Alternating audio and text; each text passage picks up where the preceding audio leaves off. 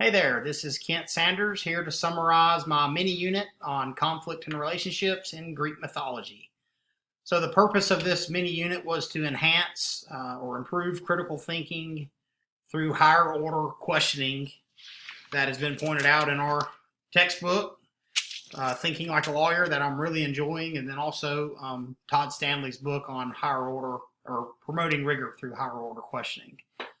So, to start with lesson plan 1, I thought it was a good idea to break down the word conflict. What does conflict mean?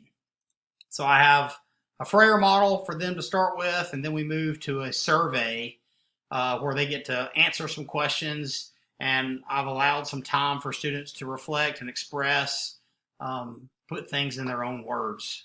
Stanley, that's one of Stanley's strategies, to let them do that, and it's very important for them to do that, and I totally agree, and I feel like that a lot of teachers just kind of rush over that. We're so focused on managing the clock that we don't allow any time for students to kind of create and do something of their own. The last closure in this lesson, I really tried to focus on some of the higher Bloom's taxonomy application and analyze. Some of these questions in here are definitely in that area. I've always been told, and it's rung true with my teaching career. If an answer is able to get if a question is able to get answered with a quick Google search, then it's probably not a good question. So these are higher level questions based on Bloom's taxonomy, discussed in the Stanley text as well. I've got my artifacts there. So moving to lesson plan 2, we talked about relationships. And I really like this lesson. We started with a virtual T-chart. I've got that embedded there. And then moving on, I have a video for them to watch. I have a story that incorporates the Greek mythology, and there's some conflict and some relationships inside of this first story, the Midas Touch. Again, these questions are, they stem from the Bloom's taxonomy that Stanley talks about. And then the last one, the closure, we have a reflection piece in there, and I've allowed for open-ended questions to raise rigor for the whole content. So moving on, the last lesson of this mini unit was probably it was a lot of fun designing this, and can't wait to implement it. We created an escape room, and I personally love doing escape rooms, so I know the kids will love it.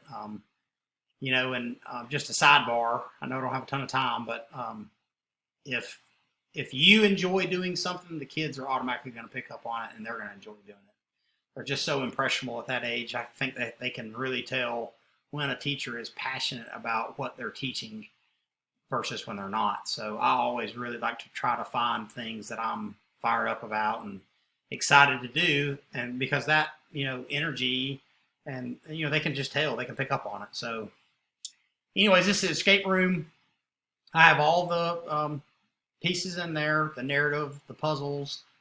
A lot of these, utilizes the competition. To me, this is a competition for mine, because I have students that are going to be into groups. And so whatever group can break out the fastest wins. And normally I'll try to have some kind of, candy or something for them.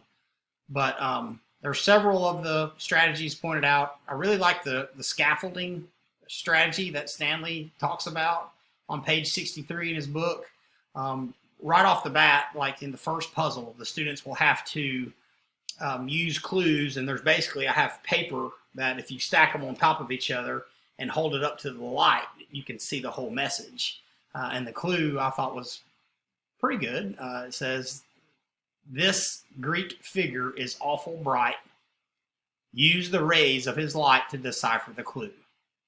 And so that's in reference to the Greek sun god Helios.